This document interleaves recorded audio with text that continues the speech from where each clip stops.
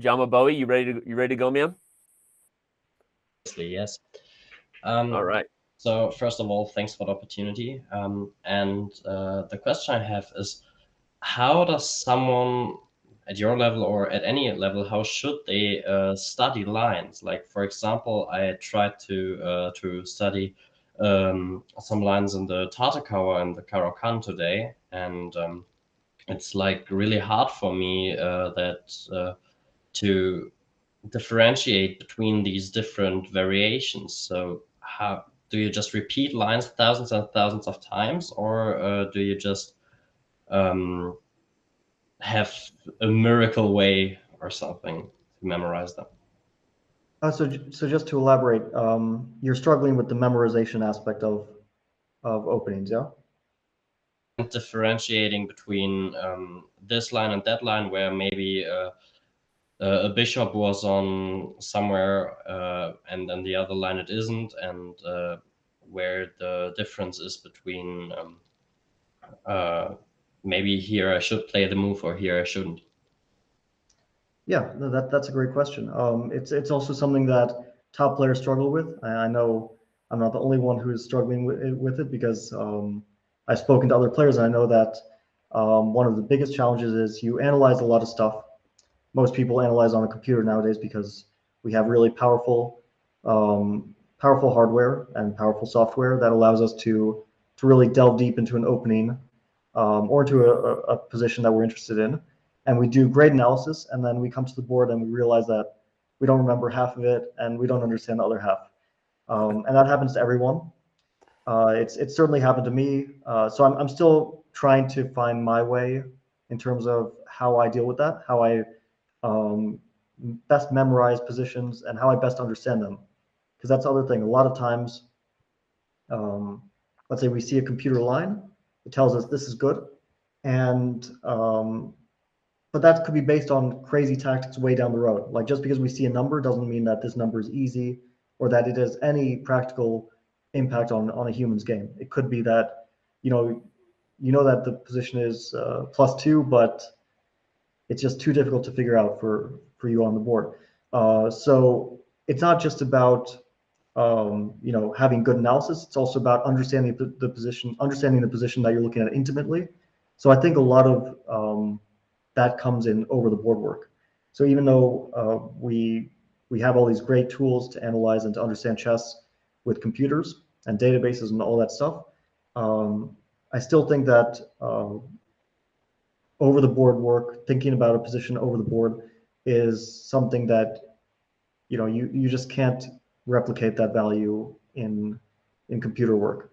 You really need to get down to the position, thinking about it on your own, not just looking at what the computer says. And something that everyone struggles with as well. Everyone who's seriously analyzing the openings has a tendency to overtrust the computer, even though we know the computer's right in most positions, pretty much in all positions. Uh, it's still that doesn't necessarily help you over the board.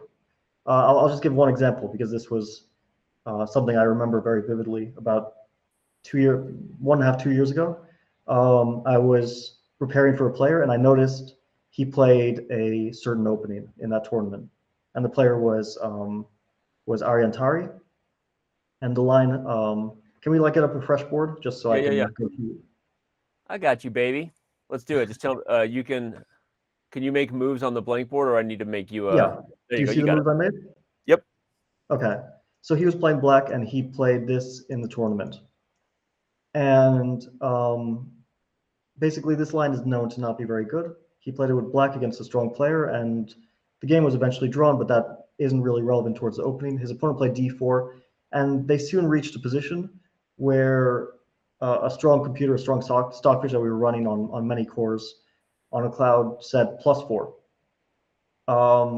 But I say us, me and my coach at the time, Rustam Kazımcanov, we were looking at it, and to our eyes, it just looked like a total mess. Like it said +4, and normally that should be the point where we say, okay, we're gonna stop looking at this because the game's over. But we looked at it and it looked totally unclear. And so for some reason, we had this idea to run a early version of Fritz. Probably some of you guys are familiar with the classic, the OG chess engine, Fritz. I And remember when I could still beat Fritz 4. You know what I'm talking about? Old we were school. using a Fritz 13, so it was super strong by Fritz standards, and we Yeah. were running on like 2 cores or something. So not 80 cores, not 100 cores or whatever that people use these days. And Fritz said like pretty much equal, like 0.2 or my 0.2. It was something which was basically saying this position is totally unclear. And I was thinking, how is that possible that two like quite strong computers one gives an evaluation what the game's over, and the other one gives an evaluation I don't really know what's going on. You have to look at it. You have to analyze it. And so we made them play a game, and it only became clear to Fritz that the position was winning for white like 30 moves later. And I was kind of shocked. I was like, how is it possible? It wasn't like white is tactically winning and Fritz didn't see it. It was that this was just winning, and it was way outside the horizon, not in a tactical sense, but just like in a positional sense, almost like in a long game, white just wins. And we know that like this early Fritz is way stronger than Magnus or any human player on the planet. So so just by that, we realize that even though this is a winning position and this computer shows it, um, for a human, that doesn't really mean anything unless you actually know how to win. Over the board, we could say it's +4 white's winning, or we could say, well, this is actually an unclear position and anything could happen. Mhm. So I'm just using that example to say like not to overtrust computers because they've gotten a bit too strong and a bit like they're just living in another world now. Um, so it's very helpful to when you're analyzing openings to look at it still from a human perspective. It's difficult, but looking at it over the board and trying to think, well, you know, I play this, and what does black do after what does white do after fe4, and trying to think about that. And I try to use that tool myself when I think about positions.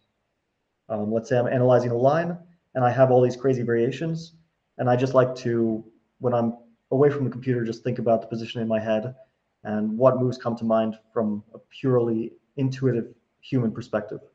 Right.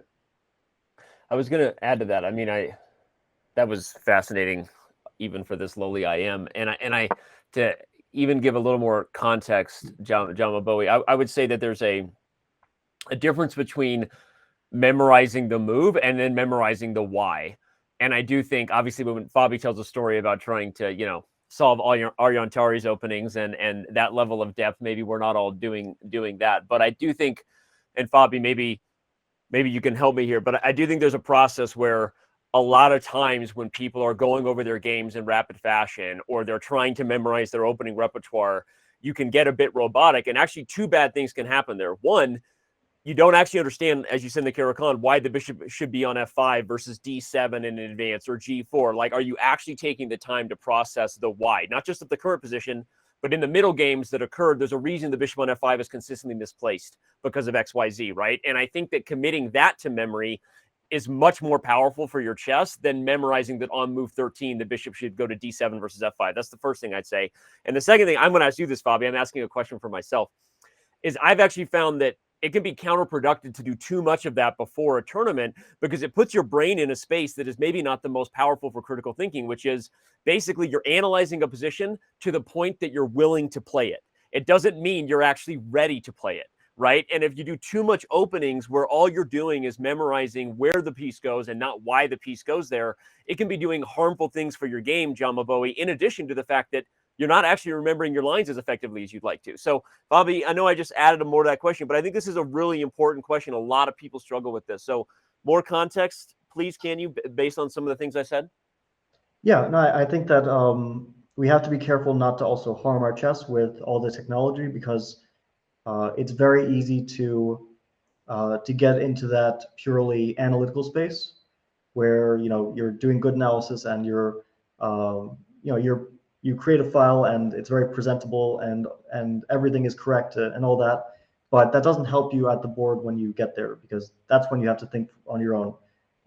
So one of the other helpful things that I do for myself is I like to go through the high-level games in an opening variation or in a position, which were played in the past, even way in the past.